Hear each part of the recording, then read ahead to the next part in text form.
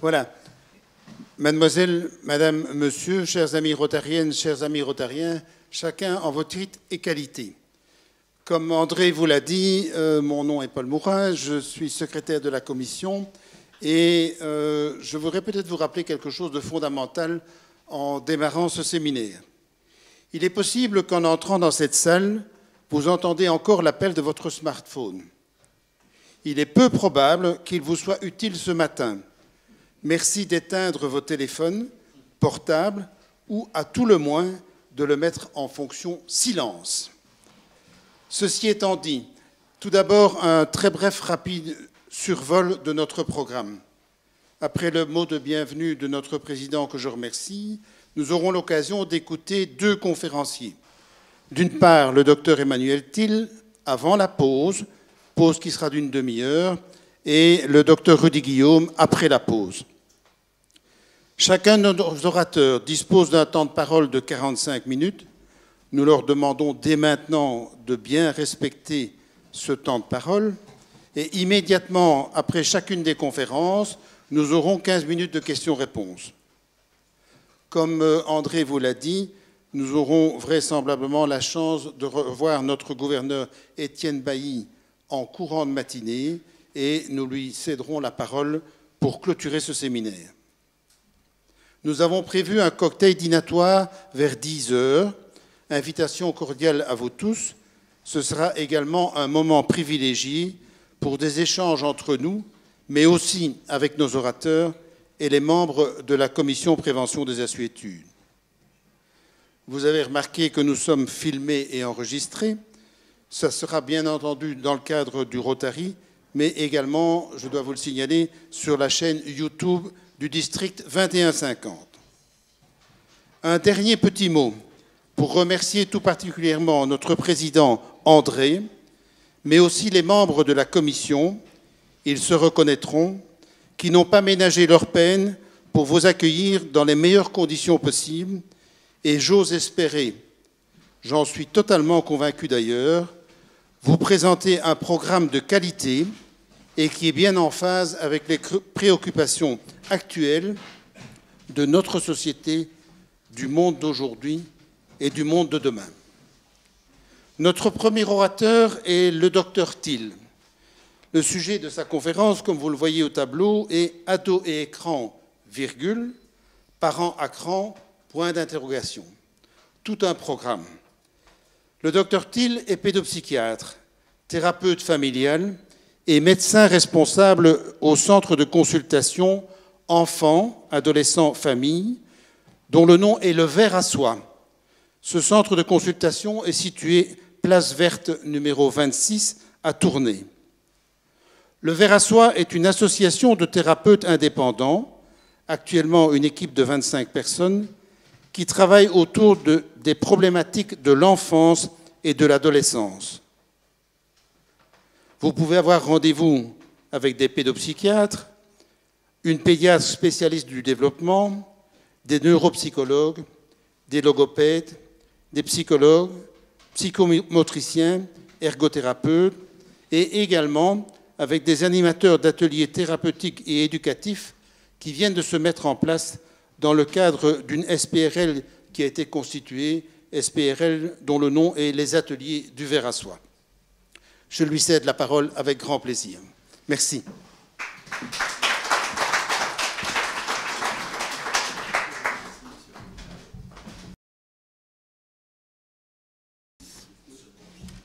Voilà, bonjour à tous. J'espère que vous m'entendez bien au fond de la salle. Merci pour ce très agréable accueil de ce matin, cet accueil chaleureux, l'occasion de parler déjà avec certains d'entre vous et de voir vraiment tous les horizons qui sont représentés ici et qui nous permettent de nous rassembler en réel ce matin, non pas en virtuel, mais en réel, pour aborder ces questions très sensibles, mais ces questions aussi très contemporaines de la relation des adolescents aux écrans. Et finalement aussi de notre rôle, nous les adultes, nous les parents, face à cette place qui devient de plus en plus importante des écrans dans la vie de nos adolescents. Merci bien sûr aux organisateurs, à ces mots bien sympathiques de M. Renaud et de M. Mourin, et à tout ce travail finalement de préparation et de réflexion de la commission de prévention des assuétudes. Alors on va passer donc une matinée ensemble avec les 2 conférences qui vous ont été annoncées, et bien sûr nos conférences seront complémentaires, hein. Et vous entendrez évidemment notre pratique de pédopsychiatre avec ces enfants, ces adolescents qui parfois font un usage peut-être un peu trop immodéré des écrans, et dont une de nos missions est de les aider à penser leur usage des écrans et peut-être à se libérer d'un usage excessif de certains écrans. Alors, vous entendrez dans mes propos un fil conducteur qui est celui de ni diaboliser, ni avoir un discours angélique par rapport aux écrans. Les écrans sont incontournables dans nos vies, dans nos vies d'adultes. On en a tous besoin dans le quotidien, et c'est vrai que la crise du Covid en a renforcé l'usage et nous en a montré aussi tous les intérêts pour rester en lien, pour rester en contact au sein de nos familles, mais aussi au sein de nos activités professionnelles. Donc mon propos ne sera certainement pas ici de tirer à boulet rouge sur les écrans, sur le monde des écrans, mais à garder quand même un esprit critique et avoir dans les écrans et dans les moyens technologiques reliés aux écrans un outil, mais un outil qui ne remplacera nullement la relation réelle et l'élaboration et la construction de la pensée qui préside tout le développement de l'enfant et de l'adolescent. Donc vous verrez, je vais cheminer entre danger des écrans et également avantages et apports positifs que peuvent représenter les écrans dans la vie de nos jeunes. Alors moi, quand je parle des écrans, je compare souvent par rapport à quelque chose que moi j'aime beaucoup, c'est le chocolat. Et finalement, l'usage des écrans, c'est comme la dégustation de chocolat. C'est vraiment extrêmement intéressant de prendre le temps de déguster un bon chocolat, mais avec modération. Et on sait bien que si on en consomme trop du chocolat, tout l'aspect positif va nous retomber dessus et va nous donner une sacrée crise de foie. Alors, bien sûr, la vie de nos enfants et de nos adolescents, elle est extrêmement différente de notre propre jeunesse. Et moi, je me souviens de mon enfance et de mon adolescence, un temps qui apparaît assez préhistorique à mes propres enfants et aux jeunes que j'accompagne, un temps où il n'y avait pas de GSM, où Internet était vraiment balbutiant et où même le monde des jeux vidéo, même s'il nous intéressait déjà un tout petit peu, était extrêmement réduit à Tetris ou à Pac-Man. Donc c'était beaucoup plus compliqué d'y passer toute une journée ou toute une nuit. On en faisait un peu le tour, même si ça nous attirait évidemment en tant qu'ados. Évidemment, les temps ont changé, et vous le savez aussi bien que moi, et l'hyperréalisme de certains jeux vidéo, la connectivité permanente que nous avons, nous les adultes aussi, dans nos vies, mais qu'ont nos enfants et nos adolescents, a évidemment bouleversé la donne. Alors, comme beaucoup de pédopsychiatres ou de psychologues qui ont réfléchi à la question des écrans, je pense que beaucoup d'entre nous sont d'accord que vouloir revenir à une situation préhistorique en éliminant les écrans de la vie de nos enfants et de nos adolescents, non seulement c'est mission impossible, mais c'est probablement pas souhaitable, parce que tant dans le monde de leurs études que dans le monde du travail, évidemment, ils auront besoin de ces écrans pour communiquer, pour apprendre, pour se connecter à d'autres équipes, à d'autres collègues. Donc, l'idée n'est certainement pas d'avoir une position comme l'ont parfois certains adultes. Je pense notamment à certains courants de pensée ou courants religieux aux États-Unis qui ont décidé de se débarrasser des écrans complètement. Je ne pense pas que ça soit évidemment une voie productive et même réaliste. Au fond, on est nombreux, et probablement que Rudy ira également dans ce même sens, à essayer de dire il est important de garder un bilinguisme de la pensée. La pensée qui va se construire autour de l'usage des écrans, et je vous en donnerai quelques caractéristiques, doit toujours coexister avec une pensée dans le développement de nos enfants et de nos adolescents qui est arrimée sur le réel, sur le contact direct, sur une pensée plus analytique, plus critique, qu'on appelle parfois la pensée reliée au monde des livres papier qu'on lit du début à la fin. Et ces deux pensées-là, la pensée des écrans et la pensée du monde des livres, elles me semblent être essentielles à maintenir dans la vie et dans l'éducation de nos enfants et de nos adolescents. Et elles peuvent très bien se répondre, ces deux pensées-là, dans ce bilinguisme de la pensée que je vais tenter d'illustrer dans mon propos. Alors notre pensée, bien sûr, elle est le témoignage de beaucoup de choses, elle est le témoignage de notre histoire, elle est le témoignage de notre culture dans laquelle nous grandissons, elle est le témoignage des liens que nous avons tissés avec nos parents, avec nos familles, avec nos amis. Notre pensée se construit à partir de 1001 facettes et de rencontres, tant dans le réel que dans le virtuel. Mais notre pensée et la pensée de nos enfants, surtout s'ils sont immergés dans le monde des écrans depuis tout petit, elle va être également façonnée par la manière dont les enfants et les adolescents utilisent les écrans. Vous comprenez bien que des enfants qui, dès le plus jeune âge, seraient immergés dans le monde des écrans, vont façonner leur pensée, mais même de manière plus concrète, vont façonner leur organe cerveau d'une certaine manière. Et donc ce que je vais tenter d'illustrer dans cette conférence, c'est au fond l'impact qu'ont les écrans dans le développement de cette pensée, de l'enfant et de l'adolescent. Alors, je fais un peu ma présentation à l'ancienne, donc je n'ai pas projeté des PowerPoint pour cette présentation ici, mais je vais vous donner, alors comme on le faisait dans l'ancien temps, dans le temps des livres, je vais vous donner le sommaire de ma conférence.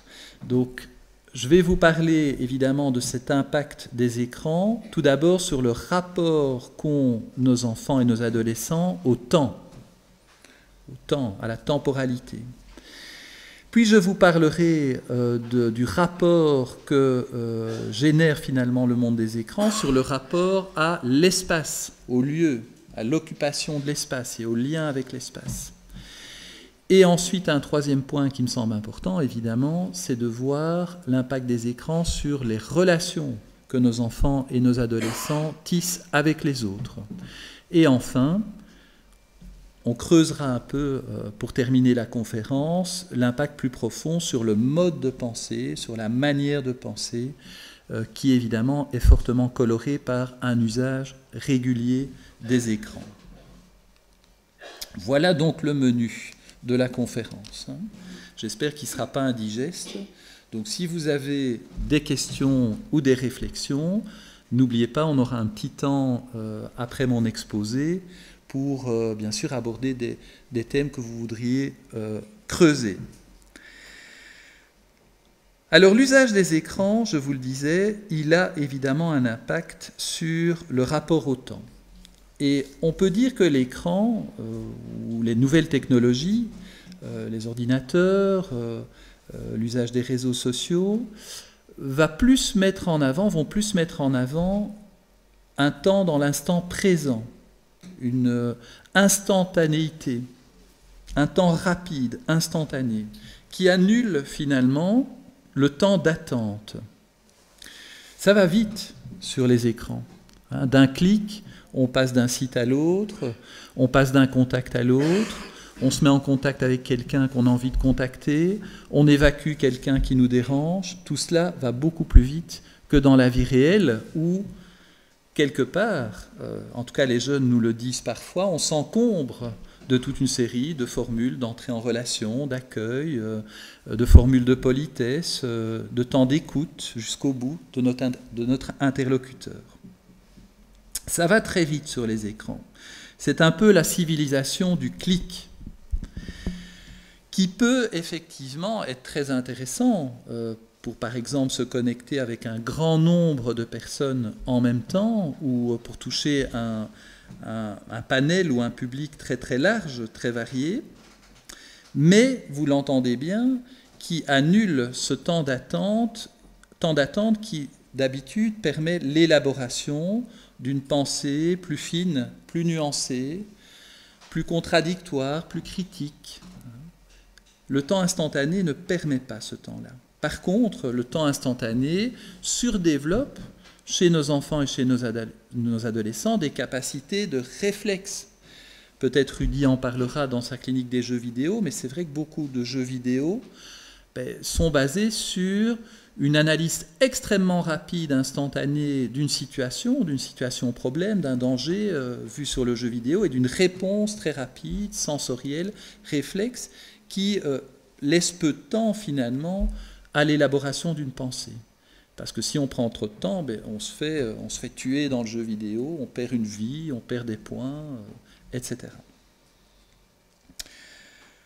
Donc, civilisation du clic, avantage certainement très grande capacité réflexe, ça va très vite, on se connecte avec beaucoup de monde, inconvénient, évidemment, revers de la médaille, peut-être ce temps d'attente, ce temps d'élaboration de la pensée est moins mis en avant et moins structuré, en tout cas, dans la pensée. Le temps d'attente, il est pourtant un temps qui peut être très intéressant. Le temps d'attente n'est pas forcément un temps frustrant. Souvenez-vous des premiers émois amoureux, quand on était adolescent, eh bien, ça pouvait être un temps assez agréable d'imaginer, de laisser courir notre imagination en pensant à la douce et belle qu'on allait rencontrer sur la place de Mons, et tout le trajet qu'on faisait pour aller jusque-là, on se faisait déjà un scénario intérieur de ce qu'on pourrait dire, de la poésie qu'on pourrait déclamer, de la conversation qu'on pourrait avoir. Donc tout ce temps d'imagination était un temps qui parfois était même plus agréable que la rencontre elle-même, qui était parfois une douche froide. Mais ce temps d'élaboration nous permettait quand même tout notre jeu de l'imagination et de la rêverie. Alors, par rapport à cette civilisation du clic, à ce temps très rapide qui surdéveloppe la sensorialité et la vitesse, je pense qu'il reste très important, et beaucoup d'enfants et d'adolescents, heureusement, sont encore immergés là-dedans, de continuer à proposer à nos enfants et à nos adolescents ce que j'appellerais des temps de récit, des temps d'histoire. Lire des histoires aux plus petits, ça n'a jamais été aussi actuel. Et je vois que beaucoup d'entre vous ici présents ont probablement un statut de grands-parents. Ce temps des grands-parents est un temps extrêmement important pour les jeunes enfants, parce que les grands-parents vont souvent prendre le temps de raconter une histoire, soit une histoire dans un livre, et donc de faire le lien entre ce que je raconte et cet objet mystérieux qui est un livre, mais aussi de manière plus fondamentale de faire des récits de leur propre histoire de vie, ou de l'histoire de vie des ancêtres de la famille. Et ça, c'est un cadeau, évidemment, qu'on peut faire, en tant que parents aussi, bien sûr, mais en tant que grands-parents, remplir finalement cette malle à trésor, ce coffre à trésor que nos enfants peuvent avoir et qui est rempli de toutes ces pépites d'histoire familiale et de récits de la vie de la famille, parfois sur plusieurs générations. Alors, le monde des écrans n'est pas dénué complètement d'histoire, et peut-être que Rudy en parlera. Toute une série de jeux vidéo utilise aussi la notion d'histoire, la notion de quête. Vous avez peut-être déjà entendu ça chez certains adolescents. Il y a des jeux qui sont des jeux de rôle, mais mis en écran. Il y a des jeux où on construit des villes, où on alimente des villes, où on gère une ville. Donc là, il y a tout un travail d'élaboration de la pensée qui, heureusement, éloigne un peu du simple clic action-réaction, et qui donne donc de nouveau une pensée plus élaborée et qui permet de prendre le temps. Mais premier antidote, parler aux enfants, faire des récits, leur expliquer le monde, leur expliquer notre histoire, leur expliquer l'histoire de la famille. Alors, je vais essayer de respecter le temps, puisque je parle du temps, il faut quand même que je le respecte, donc on pourra reprendre ça, si vous voulez, dans les réflexions ou dans les questions. Autre impact de la civilisation et du monde des écrans pour nos jeunes, je vous le disais, le rapport à l'espace. Alors là, c'est un rapport qui, moi, m'interpelle beaucoup, parce que ceux d'entre vous qui me connaissent un peu dans ma pratique, vous savez que je m'intéresse beaucoup à ces jeunes qui sont actuellement en phobie scolaire et repliés à domicile. On a une explosion des demandes pour des jeunes qui, parfois, ont complètement décroché au niveau scolaire, parfois dans un contexte anxieux, ce qu'on appelle une phobie scolaire, mais qui, en plus de cette phobie scolaire, se sont repliés chez eux, à la maison, parfois même dans leur chambre. Ce qui est un sacré challenge pour notre travail de pédopsychiatre, c'est comment aller les rejoindre aussi, parce que ce ne sont pas des jeunes qui viennent facilement en consultation, d'ailleurs parfois ils ne viennent pas du tout, et pourtant il faut essayer de les rejoindre, parce que ce sont des jeunes qui peuvent rester dans une sorte d'arrêt du temps, pendant des mois, voire des années. Un peu comme la Belle au bois dormant, mais le côté beaucoup moins flamboyant. C'est plus tristounet quand même que la Belle au bois dormant. Et donc ce rapport à l'espace, l'usage excessif en tout cas des écrans, crée un autre rapport à l'espace et favorise malheureusement le repli, parfois tentant, d'une sécurité. Parfois d'ailleurs alimenté par les parents. Moi je me souviens de certains parents en consultation qui me disaient « mais c'est vrai qu'il est beaucoup sur ses écrans, il est beaucoup dans sa chambre, mais au moins on sait où il est.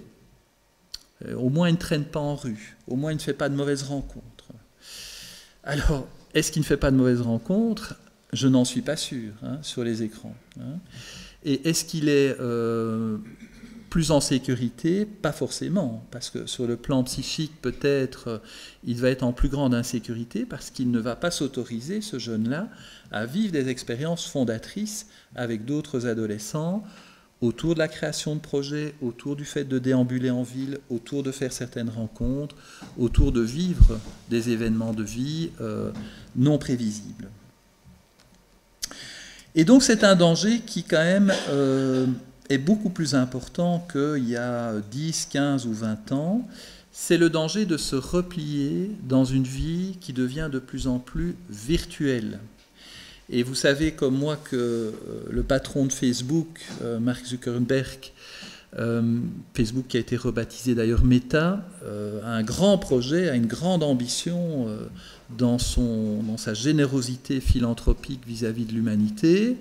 Il veut créer un monde complètement virtuel qui s'appelle le métaverse, qui est un peu le dérivé du terme univers, mais c'est un métavers, une sorte d'univers virtuel où il sera possible de faire absolument tout ce qu'on peut faire dans la vie réelle, nous dit-il, dans un espace virtuel complètement sécurisé. C'est-à-dire qu'il sera possible de pousser la porte d'un hôpital virtuel, d'avoir des consultations avec des médecins, qui sont des médecins réels, mais qui interviennent derrière leur écran. Il sera possible on sait déjà le faire évidemment, de faire ses courses dans des supermarchés virtuels, donc de ne plus devoir sortir de chez soi, d'avoir tout qui est livré à domicile. Il sera possible d'apprendre, et ça c'est déjà possible aussi, de manière virtuelle. Et attention aux dérives évidemment de cet espace du métaverse qui va finalement générer toute une série de situations où des individus, qu'ils soient jeunes ou moins jeunes d'ailleurs, ne sortiront quasi plus de chez eux. Et en plus créeront, parce qu'on peut y créer des personnages, c'est déjà actif le métavers, on peut y créer des personnages faits de toutes pièces, ce que les spécialistes appellent des avatars, c'est-à-dire des personnages où je décide d'être plutôt une femme jeune, blonde, ayant étudié dans tel endroit ou faisant telle activité. Donc je peux m'inventer un personnage et me balader dans le métaverse avec ce personnage qui parfois est très éloigné du personnage que je suis dans la vie réelle. Alors, c'est un mouvement qui nous inquiète, nous les pédopsychiatres, à la fois parce qu'on craint évidemment que ça favorise encore plus le repli de certains jeunes qui sont mal dans leur peau, qui ont du mal à rencontrer les autres, qui manquent de confiance en eux, qui vivent des situations parfois familiales ou de quartier du côté de la sinistrose, et qui vont parfois se réfugier dans cet univers inventé de toutes pièces pour redonner un peu de bonheur ou de plaisir, pense-t-il, dans leur vie assez terne. Mais vous entendez là-dedans que c'est un piège, évidemment, parce que ça a ses limites, le métaverse, et puis ce temps passé dans ce monde virtuel est un temps qui forcément ne peut pas être passé dans le monde réel, avec toutes les difficultés que ça peut comporter pour se réinsérer dans le monde réel. Et c'est un phénomène en nette augmentation depuis aussi la démocratisation des casques de réalité virtuelle. Donc moi j'entends certaines familles où le soir, on n'est plus ensemble, mais chacun est sur ses écrans, voire sur son casque de réalité virtuelle, et passe la soirée, par exemple, sur une plage du Brésil, bien tranquille, alors qu'il a plu toute la journée, un petit crachin, comme on le connaît bien en Belgique. Donc ça peut être très tentant, finalement, d'aller vers ce monde virtuel, mais pour échapper à une confrontation au monde réel. Alors bon, il y a probablement des juristes ici dans la salle. Je ne vous dis pas tout ce que ça pose comme problème au niveau juridique. Tous les actes qui sont posés au niveau du métaverse, est-ce qu'ils auront valeur dans le monde réel? Est-ce qu'ils auront valeur juridique? Les actes et les délits, évidemment, qui peuvent être commis dans le monde virtuel. Donc c'est un casse-tête pour l'instant pour les juristes, cette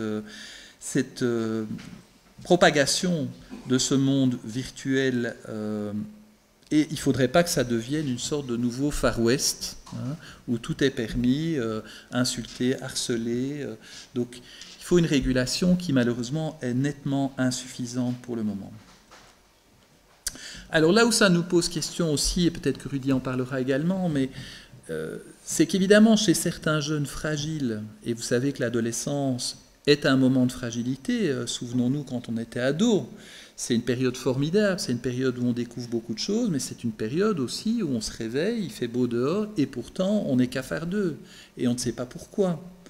Et à certains moments, on se pose la question de qui on est, quel est le sens de notre vie. Ça fait partie du package de la vie adolescentaire. Chez des adolescents plus fragiles, évidemment, c'est tout ce bousculement identitaire inhérent aux transformations adolescentaires peut même les emmener à des moments de décrochage de la réalité, de perte de l'identité, d'angoisse intense qui les paralyse. Et donc le monde virtuel et cette confusion qui peut exister entre le réel et le virtuel va malheureusement ne pas être au service de ces jeunes qui sont plus fragiles, qui ont déjà plus de mal à être accrochés dans la réalité, à être plus au clair par rapport à leur arrimage dans le monde réel. Et donc, une crainte qu'on a, mais ce n'est pas seulement une crainte, c'est quelque chose qu'on voit aussi dans nos consultations, c'est un plus grand nombre de jeunes qui se retrouvent dans un état très flou, dans une sorte d'entre-deux, où ils ne savent parfois plus s'ils sont dans le monde réel ou dans le monde virtuel. Alors évidemment, la bonne santé mentale, c'est de pouvoir être une sorte de transfrontalier où on passe de manière claire la frontière entre le réel et le virtuel, et où on peut essayer d'en avoir les bénéfices tant du côté du virtuel que du côté du réel. Ça, c'est évidemment les meilleures des situations. Donc, impact indéniable des écrans et de tout ce qui est lié, notamment la virtualité, sur notre rapport au temps, sur notre rapport à l'espace, et évidemment, troisième rubrique que je veux aborder avec vous, sur notre rapport aux autres, sur nos relations aux autres. Et là, on a des paradoxes, surtout chez les adolescents, mais aussi chez nous les adultes.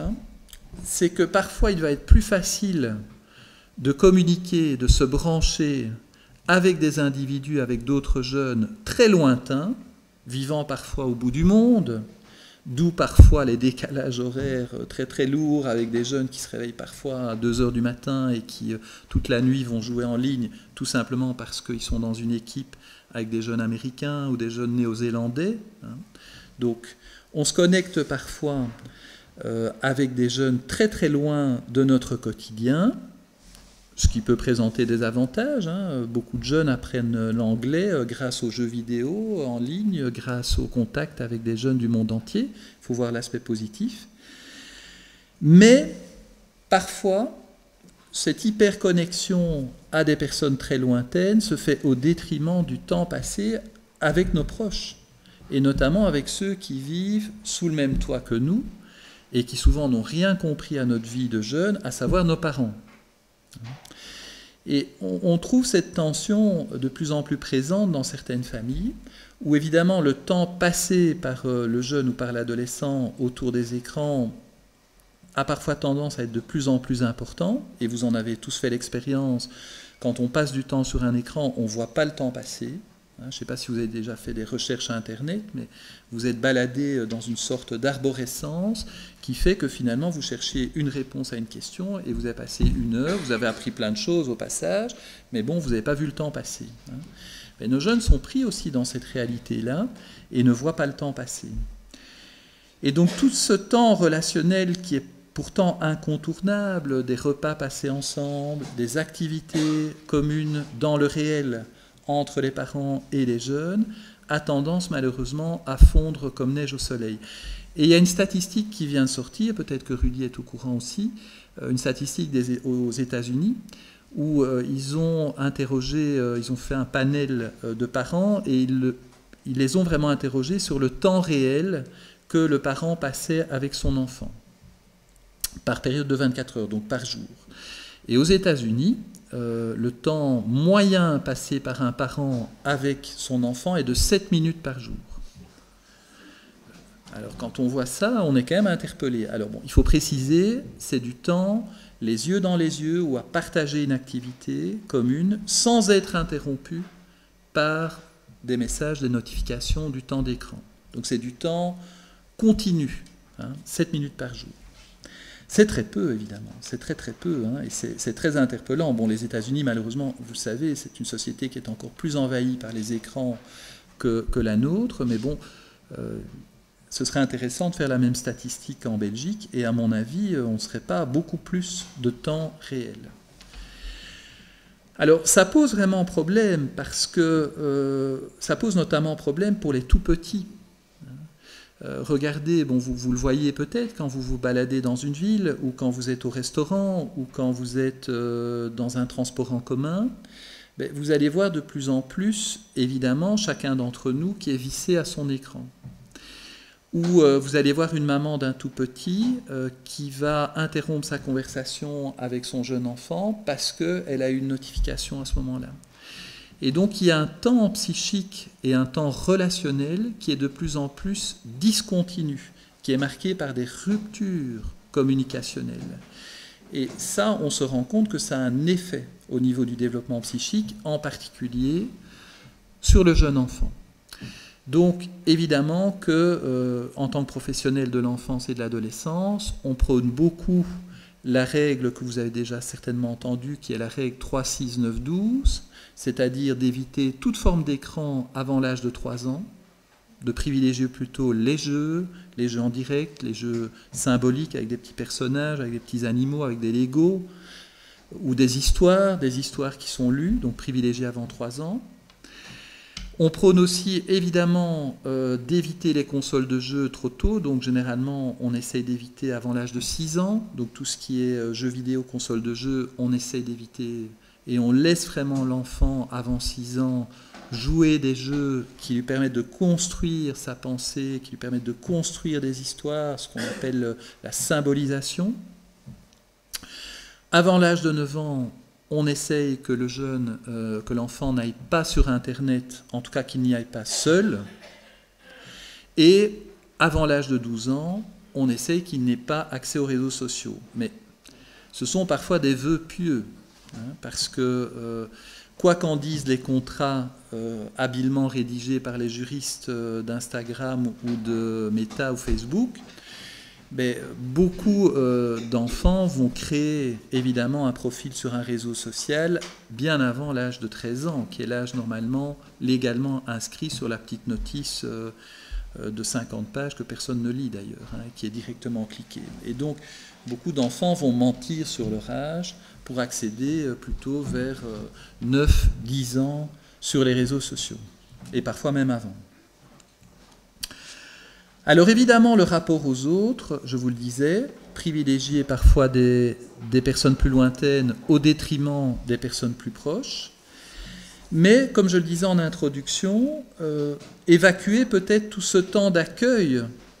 Quand vous vous branchez, vous êtes directement en contact avec quelqu'un. Quand le propos de ce quelqu'un ne vous plaît pas, vous pouvez l'éliminer d'un clic. On ne s'embarrasse pas de temps d'accueil et de temps de mise en phase avec l'autre. Ce matin, quand on s'est retrouvés, quand on a fait connaissance, il y a eu un temps d'accueil, il y a eu un temps de mise en phase autour d'un petit café, d'un petit thé. On s'est finalement mis en résonance les uns avec les autres, on a fait des connaissances, on a fait des liens. Et ce temps est évidemment extrêmement structurant, non seulement pour l'élaboration d'une pensée plus complexe, mais également pour fournir un sentiment de familiarité et de sécurité plus chaleureuse qui rassure aussi sur ma relation aux autres et ma relation au monde. Et donc cette notion de l'accueil, malheureusement, je pense que certains usages des écrans et notamment des réseaux sociaux évacuent cette notion-là. Et donc, peut-être que vous l'avez déjà vécu dans des contacts que vous avez avec des jeunes de la génération Z, hein, donc les jeunes qui sont nés entre 1990 et 2010 et qui sont nés quasi avec un écran ou une souris ou une tablette dans les mains. Vous avez parfois une impression qui à tort est considérée comme un manque de politesse, mais qui est plutôt liée, je dirais, à un contact très direct, très rapide, très instantané, sans enrobage.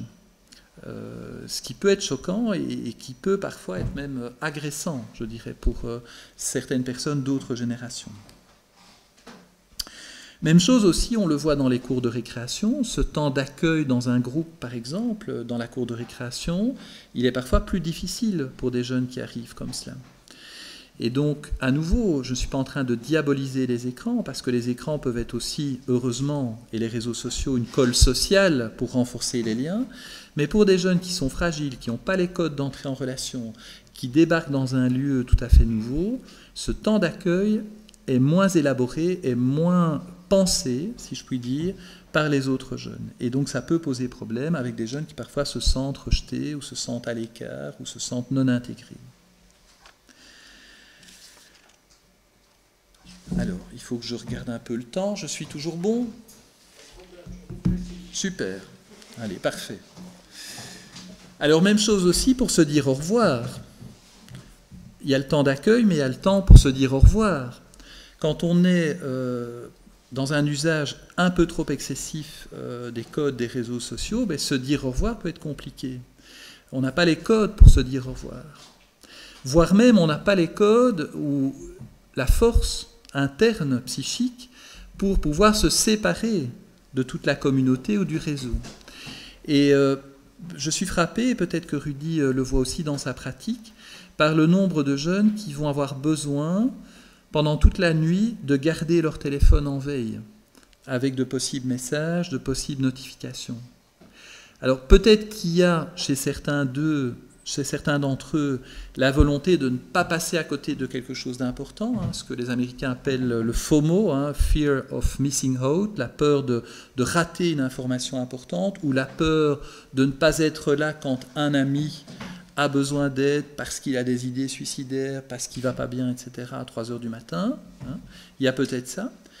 Mais de manière plus profonde, il peut également y avoir cette peur à accepter la séparation, parce que cette séparation ne peut pas être suffisamment élaborée, ne peut pas être suffisamment préparée, ne peut pas être suffisamment pensée. Et cette séparation, cette coupure, est à ce moment-là vécue comme une rupture qui renvoie certains jeunes à leur vide relationnel ou qui les renvoie à leur monde intérieur peuplé d'angoisse. Donc, on parle bien sûr, par l'intermédiaire de la commission de prévention des assuétudes, de la notion de dépendance aux écrans, mais il ne faut jamais oublier qu'une part importante de la dépendance aux écrans chez les jeunes est déterminée par un mal-être intérieur et notamment une très grande difficulté à être confronté à une certaine forme de solitude ou à être confronté à son monde intérieur qui est peuplé d'angoisse ou d'idées plutôt dépressives ou d'idées plutôt négatives. Et là, en tant qu'adulte, on a aussi une responsabilité, c'est évidemment d'aider nos jeunes à continuer à pouvoir se construire des représentations intérieures des absents. Alors je vais essayer d'être suffisamment explicatif, mais le matin, ce matin, quand on est parti pour venir ici à la conférence, qu'est-ce qui se passe habituellement ?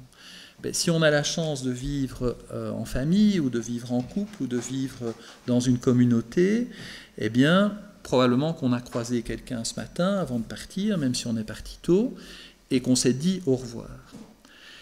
Et qu'on a pu finalement partir de chez nous. Pourquoi ? Parce qu'on a construit au fond de nous une représentation interne qui nous dit que les personnes qu'on a quittées ce matin continuent à exister et ne se précipitent pas dans une sorte d'abîme sans fond. On a intériorisé en nous une série d'images, une série de liens, une série de visages qui nous permettent de supporter cette séparation de ce matin. Imaginez-vous si on n'avait pas cette capacité-là, et si on devait partir le matin en n'étant pas du tout sûr que quand on revient, les personnes qu'on aime seront présentes, ou la maison qui est notre univers familier sera encore présente, est-ce qu'elle sera encore là, est-ce qu'elle sera engloutie dans une faille tellurique ? Si on n'avait pas cette possibilité-là d'avoir ces représentations internes, il y aurait de fortes chances qu'on ne partirait plus de chez nous et qu'on resterait collé à cette réalité pour pouvoir la maintenir vivante dans notre esprit. Et donc chez beaucoup de jeunes, moi je vois que cette capacité à construire des représentations et à supporter la séparation est de plus en plus compliquée. Alors, je ne veux pas incriminer uniquement les écrans là-dedans. Les écrans sont une des pièces du puzzle, et notamment le peu de travail qu'il y a pour s'accueillir et pour se dire au revoir peut alimenter ce type d'angoisse-là. Mais ce n'est pas uniquement ça. Il y a d'autres éléments. Il y a aussi l'insécurité ambiante de la société, du monde, la crainte de l'avenir. Enfin, il y a beaucoup de choses qui peuvent participer, mais un usage immodéré des écrans, malheureusement, pourrait également renforcer cette difficulté à construire des représentations internes qui nous permettent de supporter le fait de nous séparer des personnes que l'on aime. Et donc j'en arrive naturellement au quatrième point et quatrième impact des écrans, c'est évidemment sur la construction de notre pensée propre. Et là, vous l'avez peut-être vécu, enfin vous le vivez au quotidien, parce qu'on est tous finalement des usagers des écrans. Il y a quand même quelque chose d'assez redoutable dans l'usage actuel des écrans, c'est la notion des algorithmes d'intelligence artificielle, pour le meilleur ou pour le pire.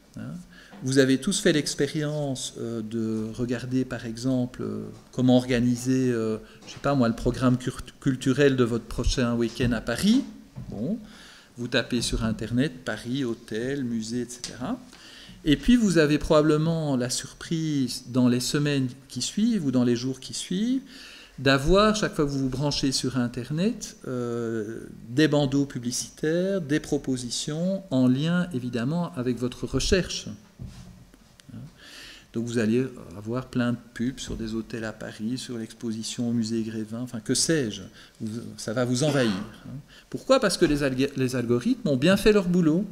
Ils ont repéré les mots-clés, ils vous ont tracé de manière très précise et ils vous servent évidemment sur un plateau d'argent tout ce qui va dans le sens de ce que vous avez recherché. Alors bon, voilà tout. Quand c'est autour d'un week-end à Paris pour réfléchir à quelque chose de culturel, pourquoi pas ? Mais quand on parle plutôt de propos haineux, de propos racistes, de remise en question, de fake news, eh bien, vous comprenez bien que ces algorithmes extrêmement rigides, mais qui servent sur un plateau d'argent toujours les mêmes informations, vont renforcer chez le spectateur, chez l'utilisateur, la conviction d'une vérité de ce qui est proposé. Et évidemment, c'est un enjeu démocratique énorme qu'on a vu aux élections présidentielles américaines, mais qui certainement va nous rejoindre aussi en Belgique, parce qu'il y a évidemment une recherche d'un affinage de ces algorithmes, notamment par les partis politiques qui veulent évidemment cibler leur électorat.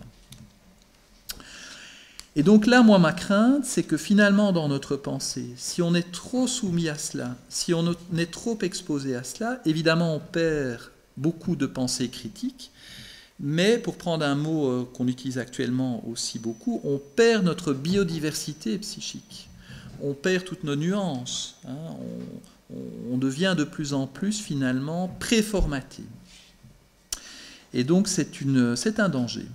L'appauvrissement de la pensée, l'appauvrissement de l'esprit critique, l'appauvrissement de la dialectique, de la discussion, de la nuance. Alors, pour respecter le temps et pour laisser un temps aux questions, peut-être quelques petites pistes, parce que je ne voudrais pas vous dresser non plus un tableau apocalyptique. Hein. J'ai tenté de ne pas être dans cette logique-là et de vous présenter quand même aussi, j'espère avec nuance, les intérêts aussi des écrans. Mais en tant que parents, en tant qu'adultes, nous avons quand même un rôle extrêmement intéressant à jouer, et en tant que grands-parents aussi. Alors tout d'abord, il faut un peu s'intéresser à ce que font nos enfants et nos adolescents avec leurs écrans.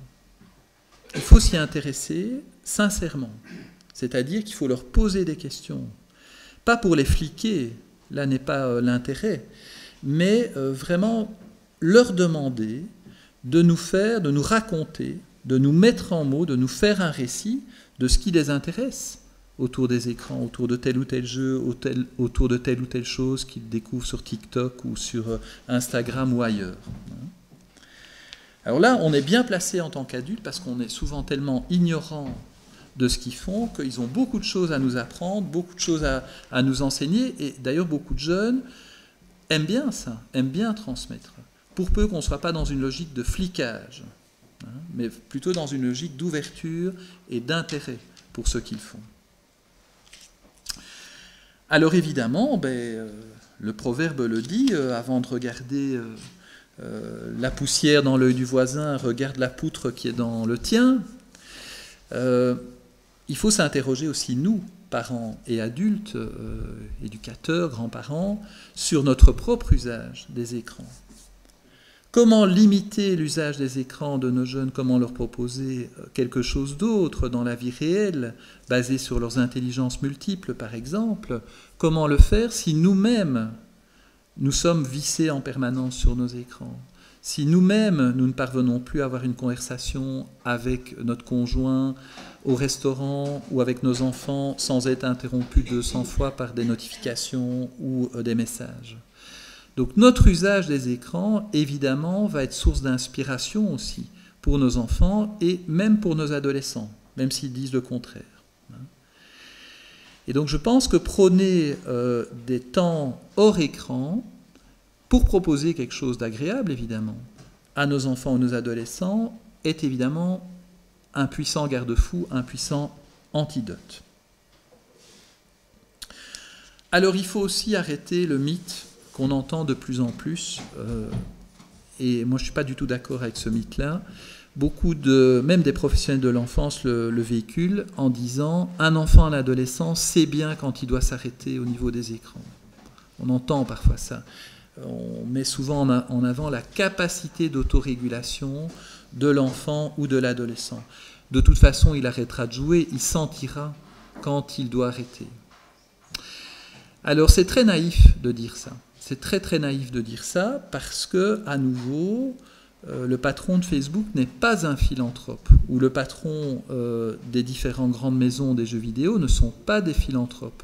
Ce sont des commerciaux et qui, à juste titre, dans leur mission commerciale, veulent développer leurs jeux, en vendre un maximum et surtout faire en sorte que le temps passé devant le jeu et devant l'écran soit le plus important. C'est ce qu'on appelle le temps de cerveau disponible, hein, qui a fait scandale, là, cette appellation là, du directeur de TF1 il y a quelques années, qui disait « Moi, mon objectif numéro 1 dans le développement de TF1, c'est de capter un maximum de temps de cerveau disponible. » Bon. Et donc, ce sont des jeux qui sont quand même très très bien étudiés pour capter un maximum, voire susciter un maximum d'addiction ou de dépendance ou de temps passé. Pourquoi ? Parce que ce sont des jeux qui sont bien faits, ce sont des jeux qui sont de plus en plus réalistes, ce sont des jeux très gratifiants, donc qui font beaucoup fonctionner le circuit cérébral de la récompense, hein, du plaisir. Et donc, demander à quelqu'un, que ce soit un enfant, un adolescent ou un adulte, de spontanément autoréguler cela, c'est quasi mission impossible. Et on en a tous fait l'expérience, je le rappelle, on ne voit pas le temps passer sur les écrans. Donc, ça nous renvoie à un rôle qui n'est pas facile en 2023 pour la plupart d'entre nous, qu'on soit parents ou qu'on soit éducateurs, c'est la question des limites. Mettre des limites. Mettre des limites, limiter le temps d'écran pour permettre autre chose. Et enfin, 5 minutes ou 5 secondes ? Ok. Parce qu'on est dans le temps instantané, alors... Oh, c'est parfait. Très bien. Parfait, merci. Et donc, je le disais, continuer à prôner le bilinguisme de la pensée, continuer à lire des histoires, à raconter des histoires. Moi, j'utilise souvent en thérapie familiale la technique de l'ancêtre illustre. Alors, c'est relativement simple, c'est de demander à chaque parent d'essayer de trouver dans sa lignée familiale un ancêtre, ça peut être un grand-père, un arrière-grand-père, un grand-oncle, un cousin éloigné, enfin que sais-je, qui a réalisé quelque chose de positif pour la famille, pour le quartier, pour le village, pour la société. Ça peut être n'importe quoi. Ça peut être quelqu'un qui a sauté dans le canal à Pérué pour aller sauver une maman qui se noyait et qui a reçu une médaille de la ville de Pérué. Ça peut être quelqu'un qui a refait la route pavée à l'entrée de Tournai. Ça peut être quelqu'un qui a fait un magnifique dessin qui est exposé dans le musée de la ville. Peu importe.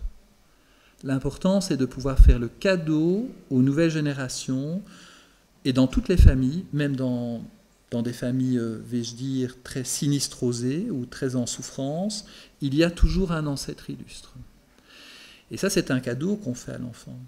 Parce qu'on lui donne le message, dans ta lignée familiale, côté papa, côté maman, parfois les deux, il y a des personnes dont tu peux être fier, il y a des personnes qui t'accompagnent quelque part, qui flottent quelque part dans la mémoire familiale, et qui sont des personnes qui ont pu réaliser quelque chose de positif, et qui peuvent être source d'inspiration dans l'ici et maintenant sur une réalisation que tu vas pouvoir faire pour de vrai, avec tes talents à toi, avec ta réalité à toi, d'enfant ou d'adolescent, ici et maintenant. Ça me semble très important, cette question d'aider nos enfants et nos adolescents à s'engager dans le réel, à avoir une utilité sociale, une utilité relationnelle dans le réel. Et là, il y a plein d'initiatives qui se font maintenant dans le monde des écoles, notamment. Ça peut être la participation, je pense à une école à Tournai qui participe au marathon des lettres pour les prisonniers d'opinion d'Amnesty International. Mais voilà quelque chose où on peut utiliser les écrans, parce qu'on peut écrire sa lettre sur un écran, mais pour un objectif bien réel. C'est d'inonder un gouvernement ou un régime totalitaire de milliers de lettres qui vont peut-être changer la donne pour un prisonnier d'opinion. Donc les enseignants emmènent de plus en plus nos jeunes dans des choses du réel. Ça peut être aller faire de l'intergénérationnel, de plus en plus d'écoles primaires par exemple, se jumellent ou s'associent à la maison de repos à 2 rues de l'école. Et donc là, on peut élaborer une petite chanson, aller la chanter chez les personnes âgées. Et ça, c'est du concret. Ça, c'est un antidote contre l'immersion excessive dans les écrans. Et bien sûr, puisqu'on parle de l'école, mais ce n'est pas que le rôle de l'école, c'est aussi notre rôle à nous, parents, le rôle de l'éducation. Il est extrêmement important que nos enfants et nos adolescents comprennent comment ça fonctionne, comprennent comment fonctionnent les algorithmes, pour pouvoir garder un certain esprit critique. Et il y a notamment l'acronyme qu'on utilise beaucoup, hein, il faut aider nos enfants et nos adolescents à devenir des cracks. Alors c'est quoi des cracks? Ce sont des citoyens responsables, actifs, critiques et solidaires. Et là, il y a beaucoup d'initiatives qui se font dans le monde scolaire, mais qui peuvent se faire aussi modestement dans nos familles. Ça peut être des petites choses qu'on peut mettre en avant, mais qui donnent l'envie à l'enfant ou à l'adolescent de continuer à s'investir et à s'engager dans le réel. Voilà, je vais respecter donc le timing. Merci pour votre attention.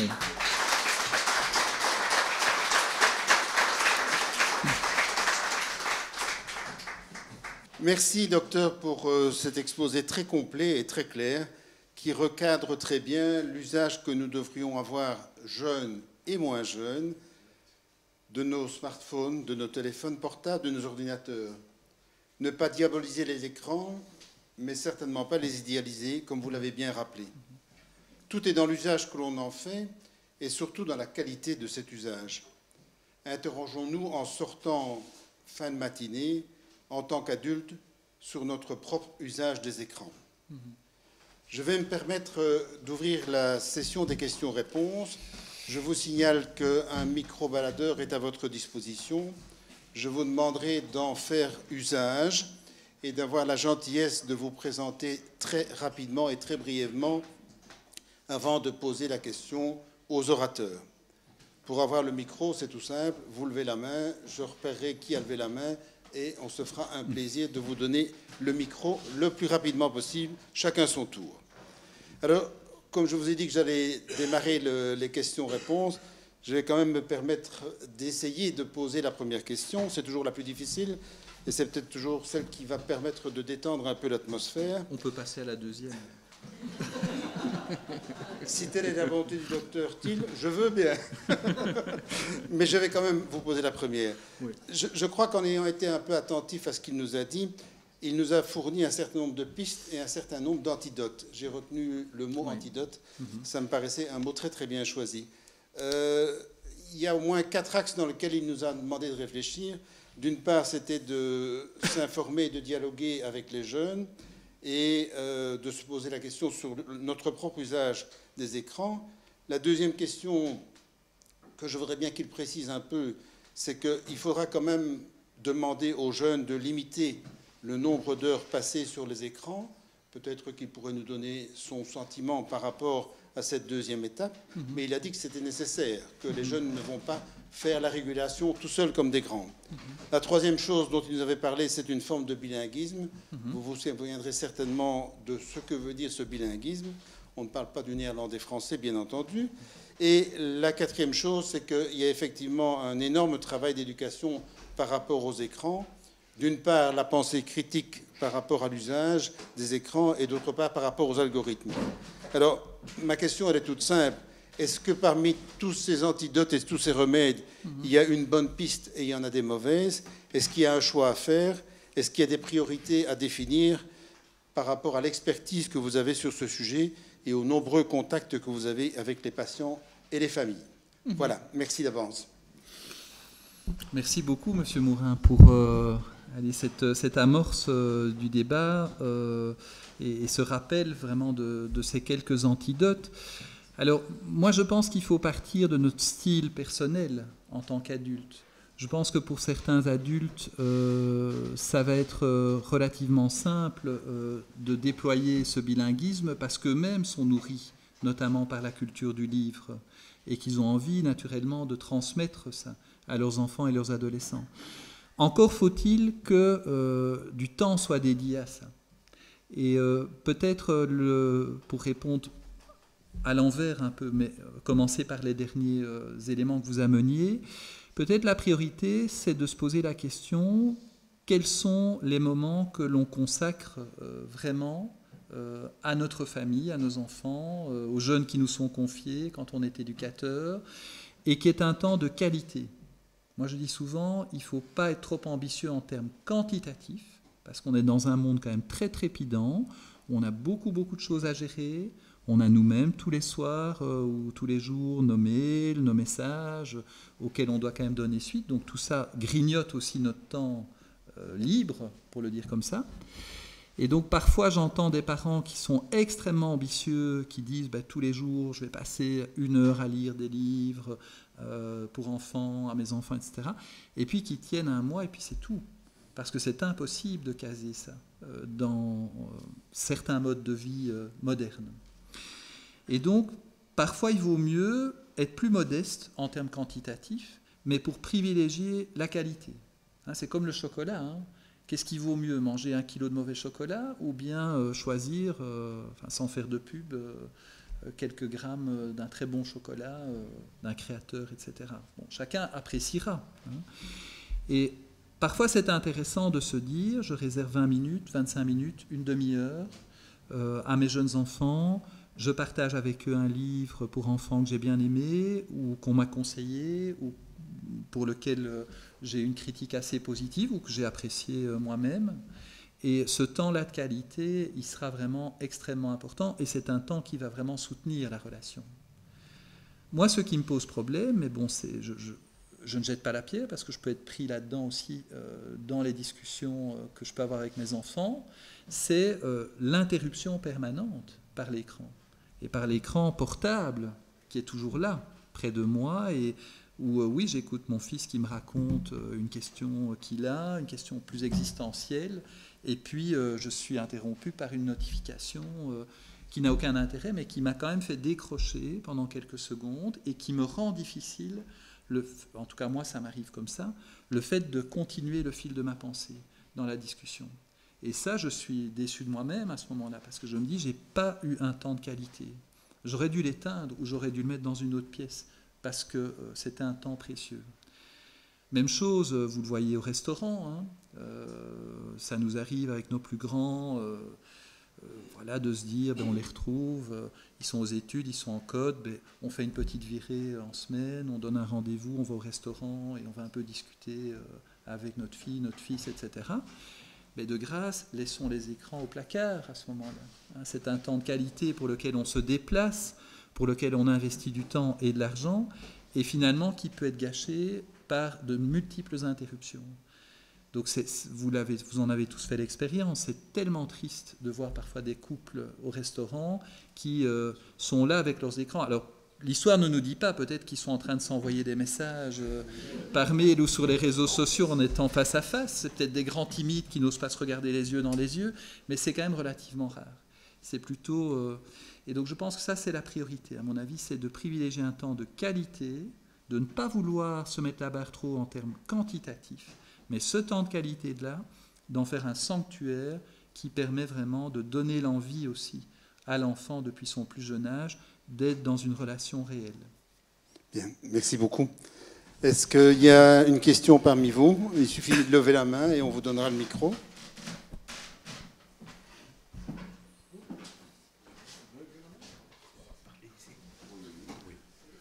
On entend? Comme ça, on entend? Bon. Ok. Bon, je me permets d'intervenir parce que donc nous avons 3 fils et nous avons 5 petits-fils. Et il est certain que nous vivons très régulièrement ce genre de problème. La première chose qui nous a frappé, je ne sais pas si c'est le cas pour vous tous ici, c'est l'extrême facilité avec laquelle les enfants, même petits, se débrouillent avec tous ces écrans. On dit, mais où est-ce qu'ils ont appris ça? C'est tout à fait étonnant. Enfin, les 2 points que je voulais souligner, le premier point, c'est un petit peu la notion de garde. On a l'impression qu'ils sont constamment de garde pour leur GSM, et ça déstructure une certaine réalité très simple de chaque journée. Donc, comment faire pour leur dire, la nuit, on se repose, on dort, pas de GSM. On est à table, on mange, pas de GSM. Et c'est parfois très difficile parce qu'ils sont de garde. Oui, mais je suis de garde, je suis de garde pour mon smartphone. Et le deuxième élément dont on n'a peut-être pas parlé, c'est le secret. C'est le jardin secret. voilà, on les retrouve dans un coin ou derrière un fauteuil, on dit qu'est-ce que tu fais? Non, non, rien, rien. Ils sont sur leur GSM, donc il y a un domaine secret dans lequel on a beaucoup de difficultés à rentrer parce que c'est leur jardin secret. Comment faire? Alors, pour être un petit peu optimiste et donner des solutions, nous avons vraiment beaucoup de chance parce que nos 5 petits-fils sont tous les 5 passionnés par le sport. Ils sont tous les 5 dans des mouvements de jeunesse. Et une chose que nous avons développée et qui leur plaît beaucoup, nous faisons très souvent des jeux de société ensemble. Et on a la chance d'avoir un fils et son épouse qui sont investis d'ailleurs dans une ludothèque, donc c'est très facile. Donc voilà un petit peu des pistes qui nous ont permis quand même d'être un petit peu rassurés par rapport à ces problèmes. Merci beaucoup. Merci pour votre intervention et vos questions, et je souscris avec tout ce que vous avez dit, hein, à tout ce que vous avez dit, bien sûr. Alors, pour reprendre un peu vos différentes réflexions et vos questions, la question donc de la facilité des jeunes, et en particulier même des jeunes enfants. D'ailleurs, moi, en consultation, par exemple, quand j'ai un problème avec mon écran, en fin de consultation, je demande souvent à l'adolescent que je vois en consultation de débloquer l'histoire, et ça se fait en 10 secondes. Mais je trouve que là, c'est intéressant de demander de l'aide, parce que je vous parlais de la notion d'utilité sociale. C'est un usage des écrans qui est au service de l'utilité sociale et au service de l'autre. Donc une connaissance qui peut être utile pour l'autre. Donc là, on est déjà dans une relation, et une relation réelle. Tu m'aides à faire ceci, à configurer cela, etc. Alors, comment ça se fait qu'ils sont tellement à l'aise? Je crois qu'il y a plusieurs facteurs. D'abord, ils sont immergés dans le monde des écrans. Vous avez peut-être fait l'expérience avec vos petits-enfants quand ils étaient petits. Quand vous allez dans un musée, maintenant, c'est très connecté. Et tous les musées se réinventent, même des grands musées. J'étais récemment au musée d'Orsay à Paris, que je n'avais plus visité depuis plus de 15 ans. C'est tout à fait différent. La connectivité, l'interactivité, les écrans tactiles. Et donc, nos petits circulent là-dedans, hein, nous voient toucher les écrans, donc ils sont immergés là-dedans, même s'ils n'ont pas un GSM, on l'espère, à 3-4 ans. En tout cas, la plupart des familles, heureusement, ne le leur donnent pas à cet âge-là, mais ils sont quand même immergés là-dedans. Donc, c'est quelque chose qui leur paraît familier, et peut-être que du coup, à ce moment-là, ils ne souffrent plus du tout, très peu, de ce qui pouvait être notre problème à nous et qu'on appelait la technophobie. Hein, vous vous souvenez que quand on a dû s'y mettre à une série d'écrans, parce qu'on n'est pas né avec ça et qu'on n'a pas connu ça tout petit, on était partagé. À la fois, on avait bien l'intuition que c'était indispensable et que de toute façon, tout passait aux écrans. Il fallait bénéficier de cela. Mais on avait quand même ce petit stress, cette réticence qui nous laissait quand même parfois encore sur le seuil. Hein. Et donc, eux ne sont pas atteints de ça. Ils y vont franco. Ils sont pas infiltrés par cette technophobie. Ça leur paraît vraiment familier. Et donc, ça leur permet aussi une créativité, un usage des écrans qui n'est pas coloré par le stress que nous pouvions ressentir aux générations précédentes. Donc, quelques éléments de réponse. Il y aurait d'autres éléments de nature plus sociologique, mais je ne vais pas m'étendre là-dessus. Alors, la notion de garde permanente, hein, ils sont de garde en permanence. Hein. Comme je vous le disais dans l'exposé, ça procède de différentes choses. Ça procède effectivement soit de la peur de manquer quelque chose, et ça va très vite sur les réseaux sociaux, une information, un rendez-vous au centre-ville de Mons, on va aller boire un verre, bon, ça se fait en une demi-heure de temps. Hein. Alors que dans les générations précédentes, vu qu'il n'y avait pas de GSM, il fallait organiser ça plusieurs jours à l'avance, se concerter, et puis ne pas changer en dernière minute. Parce que si on changeait en dernière minute de lieu, de rendez-vous, d'heure de rendez-vous, plus personne ne se retrouvait. Bon. Maintenant, tout ça va très très vite. Mais le prix à payer, c'est effectivement, surtout pour les adolescents, une connexion permanente par peur de manquer quelque chose, ou par peur de manquer effectivement une mission d'aide par rapport à un copain, une copine qui va moins bien. Hein. Mais à nouveau, chez certains jeunes, je ne dis pas que c'est le cas de vos petits-enfants, mais pour certains jeunes qui sont plus renvoyés à la solitude, par exemple, dans des familles où ils sont peu investis, où les adultes sont pris dans leurs soucis ou dans leur vie professionnelle de manière excessive, eh bien, vraiment, être seul peut être très menaçant. Et donc, les écrans et être connecté jour et nuit aux écrans donnent cette impression de ne pas être seul. C'est une sorte de doudou permanent, technologique, qui va aider vraiment l'adolescent à ne pas être confronté à sa solitude. Et là, effectivement, bon, pour répondre à ça, il faudra voir comment on peut repeupler la vie de cet adolescent de rencontres réelles. Et là, ça rejoint votre réflexion. Je souscris à 100% à ce que vous avez dit. Je crois qu'un beau cadeau qu'on peut faire à nos enfants et à nos adolescents, c'est de leur permettre d'investir une activité extrascolaire. Et ça peut nous paraître évident, hein, parce que dans la plupart des familles, on va prôner une activité extrascolaire, un sport, une activité artistique, créative, un mouvement de jeunesse. Bon. Mais il y a quand même des petites remarques à faire et des petits bémols à mettre là-dedans.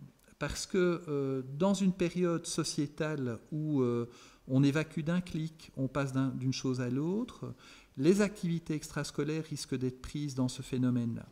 Et moi, ce que je constate de plus en plus, Rudy nous en dira peut-être aussi ce qu'il en pense, mais c'est de plus en plus de grands enfants de 10, 11, 12 ans qui ont vraiment tout essayé, qui ont fait 3 ou 4 sports différents, qui ont été dans un mouvement de jeunesse, puis au bout de 2-3 mois qui ont arrêté, qui ont commencé la musique, mais qui n'ont pas passé la barre, parce que la musique, c'est gai au début, hein, quand vous commencez vos premières notes au piano, en 2 cours, vous jouez au clair de la lune, c'est formidable, Tante Ursule s'extasie, etc., c'est formidable. Sauf que quelques mois après, si on veut dépasser un niveau de difficulté et progresser, jouer à 2 mains, coordonner, etc., ça demande du travail, ça demande une détermination, ça demande de s'arrimer à cette passion du piano. Hein.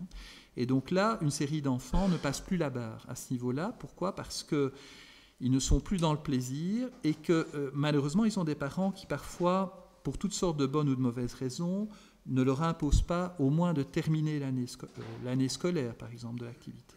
Et donc moi, je vois de plus en plus d'enfants de 10, 11, 12 ans qui ont essayé une multitude d'activités extrascolaires, mais qui n'ont pas eu l'occasion, ou l'envie, ou le soutien, pour creuser au moins une activité scolaire, et arriver aux portes de l'adolescence avec quelque chose de l'ordre d'une identité, qui va être bien utile dans tous les bouleversements adolescentaires, d'être le pianiste de service, ou d'être le spécialiste de la photo, ou d'être le sonorisateur qui connaît toutes les enceintes, etc., et qui peut animer comme un DJ la soirée, etc.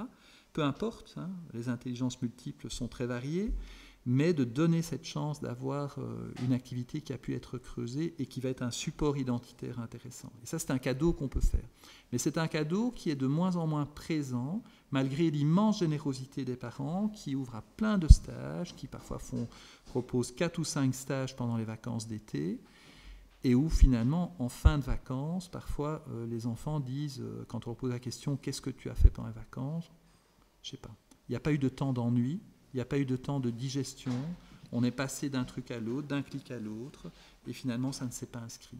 Donc ça, c'est quelque chose qu'on peut certainement dire à des parents. Et le dernier point, le jardin secret. Alors là, c'est une grande question, parce que je pense qu'il est nécessaire, comme nous l'avons eu quand on était adolescent, d'avoir notre jardin secret. En tant qu'adolescent, en tant qu'enfant, en tant qu'adulte, avoir un jardin secret me semble être une chose intéressante, et peut peupler positivement notre pensée, notre intériorité. Maintenant, ne soyons pas naïfs, on reste des parents, on reste des éducateurs, on reste des grands-parents, il faut être quand même vigilant à des signes qui nous montreraient que ce qui se passe dans ce jardin secret n'est pas source d'épanouissement pour l'enfant et l'adolescent. Et à ce moment-là, on a le droit de mettre sur la table qu'on est inquiet. Il y a des parents qui n'osent pas interpeller leur adolescent alors qu'ils ne le sentent pas bien, qu'ils le sentent remuer ou qu'ils la sentent remuer après une conversation sur les réseaux sociaux avec telle ou telle copine. Il faut à ce moment-là s'emparer de notre fonction parentale ou éducative en disant « il y a quelque chose qui ne va pas. Je n'ai pas à savoir toutes les conversations que tu as dans ton téléphone, mais je constate que quand tu vis telle chose, quand tu joues à tel jeu, quand tu es en contact sur tes réseaux sociaux, quand tu regardes tel site ou autre, tu n'es pas bien. Et je te vois pas bien, pas épanoui. Et ça, il ne faut pas lâcher le morceau. Donc ce n'est pas une intrusion dans le jardin secret, mais c'est un intérêt pour les réactions que l'usage de ce monde virtuel a sur le bien-être de nos enfants ou nos adolescents. Je vous propose encore une dernière petite question et une dernière réponse rapide pour que nous restions dans notre timing. Bonjour. Ah, d'accord, ok. Est-ce que ma voix passe? Ah, d'accord. Voilà, nous sommes connectés, monsieur. Formidable. Oui. On va pouvoir être en relation. Mais nous nous regardons les yeux dans les yeux. Oui.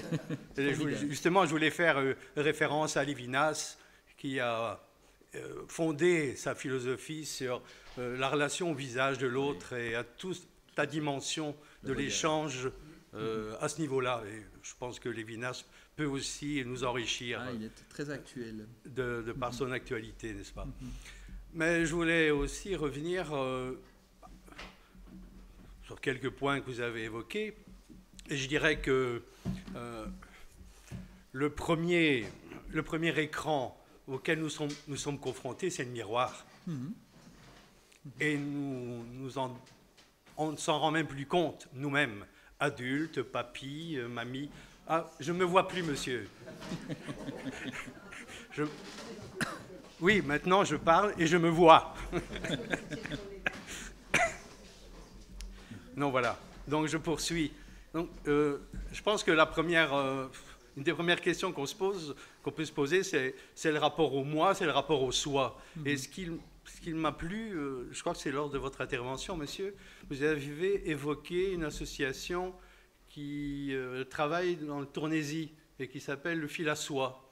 Et on a compris que c'était le fil à soie, S-O-I. C'est ça, tout et à fait.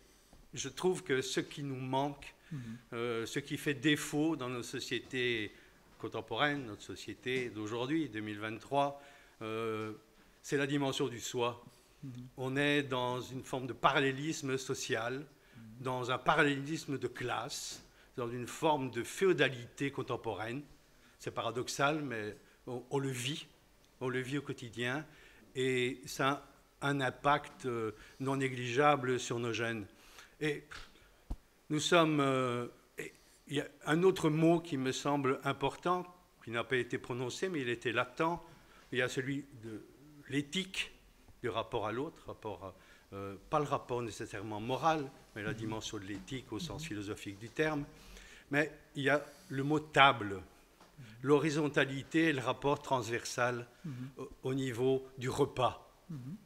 Est-ce qu'il est encore possible aujourd'hui, facilement, d'être tout en famille autour de la table au même moment, dans un même temps et espace-temps? Je trouve ça...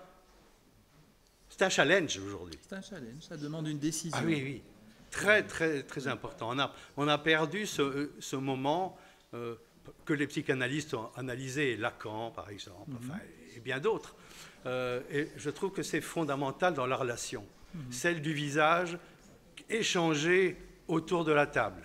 Oui. Et je terminerai, pour ne pas aller trop loin, parce que vous avez suscité en moi beaucoup de réflexions, et j'ai assisté à une conférence mardi sur les rapports des réseaux sociaux à la notion précise de l'attention, et l'apostrophe attention. Alors l'un de mes amis qui a conférencé presque 1 heure sur cette notion précise et importantissime de l'attention, et toujours avec le rapport direct avec l'autre. Ce que je dirais aussi, et là j'en reviens peut-être... Est-ce que je peux me permettre de vous demander d'être le plus court possible? Oui. Je suis vraiment désolé, mais le temps court, oui, et nous n'allons pas pouvoir terminer notre matinée. Excusez-moi. Oui, je vais terminer par simplement une notion que vous avez évoquée, le bilinguisme. Je parlerai, moi, du trilinguisme. Sortir du binaire pour aller vers la troisième personne qui va peut-être critiquer ou modérer le rapport d'une personne avec une autre. Donc c'est l'ouverture à la dimension sociétale. Voilà, j'en ai fini, monsieur, merci. Une réponse rapide de la part du docteur Thiel. Et puis de toute façon, C'est très nous avons une intéressant. pause. Pendant la pause, vous pouvez continuer à poser vos questions entre vous, à l'orateur, ou dialoguer entre vous. Et j'ai fait une petite coquille tantôt. Le temps de midi est bien entendu le temps pour le repas et pas à 10 heures. Le rapport au temps. Rapidement. si Alors, vous permettez. merci pour votre intervention. Ça mériterait vraiment de déplier ça, mais malheureusement, on n'en a ni le temps ni l'espace maintenant, mais on pourra peut-être continuer à la pause autour de ce que vous amenez, et notamment de la philosophie de Lévinas, qui reste très, très actuelle, là. Avec finalement deux facettes qui me viennent quand je vous entends dans vos réflexions. Oui, effectivement, l'enfant, l'adolescent et nous, en tant qu'adultes, on se construit dans le regard de l'autre. Et j'ajouterais que le premier miroir ou le premier écran, c'est avant tout le regard de l'autre. Et le regard de nos parents, hein, le nourrisson qui regarde sa maman. Et donc, où effectivement, ça nous pose question, nous les pédopsychiatres, quand on intervient en maternité, par exemple, dans un service de maternité, de voir des mamans qui allaitent leur bébé, qui est quand même un temps relationnel par excellence extrêmement fort, avec les temps de pause, de tétée du bébé, qui sont des temps où justement le bébé, qui est tout proche de sa maman, peut se connecter et entrer en relation les yeux dans les yeux et être regardé en tant qu'individu à part entière.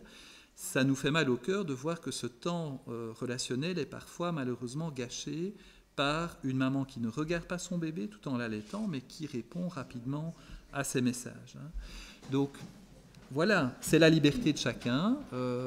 Jusqu'à présent, la plupart des maternités n'ont pas mis des affiches interdisant les GSM aux mamans qui sont en train d'allaiter leur bébé. Mais ça a un impact, évidemment. Et ça a un message profond, implicite, qui est donné aussi au bébé. C'est qu'est-ce qui est plus intéressant, finalement, que le regard que maman pose sur moi? C'est le regard qu'elle pose sur ce petit objet mystérieux, étrange, qui va capter plus son regard de maman que moi. Hein. Alors, à ma connaissance, mais peut-être que Rudy en sait plus là-dessus, je ne sais pas s'il y a des études qui ont été faites, et par ailleurs, ce seraient des études compliquées à faire, sur l'impact, évidemment, de ce genre de séquences, sur le développement psychique de l'enfant, mais aussi sur son rapport aux écrans et sur un risque de dépendance, peut-être, hein, aux écrans à un moment donné. Le regard, donc, très important, le rapport à soi, tout à fait important, mais aussi pour reprendre le titre d'un ouvrage célèbre d'il y a quelques années, la fatigue d'être soi aussi. Et ça, beaucoup d'adolescents nous le disent. Dans un univers, dans une société très fort basée sur l'image, les images publiées sur le profil, sur le mur, Instagram, sur TikTok, les vidéos, une certaine dictature de l'image, où je dois me montrer comme étant heureux, épanoui, bien dans ma peau, sachant bien danser, bien chanter, heureux, ayant 500 amis sur mon réseau social. Et on voit de plus en plus chez ces jeunes qui se replient et parfois ne veulent plus un contact social direct, cette fatigue de devoir toujours garder une certaine image dans le regard de l'autre, une image de triomphaliste ou de personne bien dans sa peau. Donc la question du regard, oui, bien sûr, elle est très très importante. Et donc les regards croisés sont intéressants, ce qui se passe à table, pour peu que les écrans n'y aient pas leur place. Ou alors qu'on en fasse un usage des écrans qui est différent. On peut regarder ensemble en famille quelque chose qu'on décide de regarder ensemble, et après on éteint l'écran et on en parle ou on en débat. Les ateliers de philosophie pour enfants et pour adolescents sont très riches à cet égard-là. Donc, je vous rejoins tout à fait, hein, ce rapport au soi, ce rapport au moi, qui évidemment est très très fort coloré par l'usage des écrans. Merci. Voilà, je vous remercie tous pour vos remarques très constructives. Je pense que nous allons passer à la pause rapidement. On va peut-être tricher un peu sur le temps de pause pour reprendre aussi vite que possible et avoir droit à notre deuxième conférence.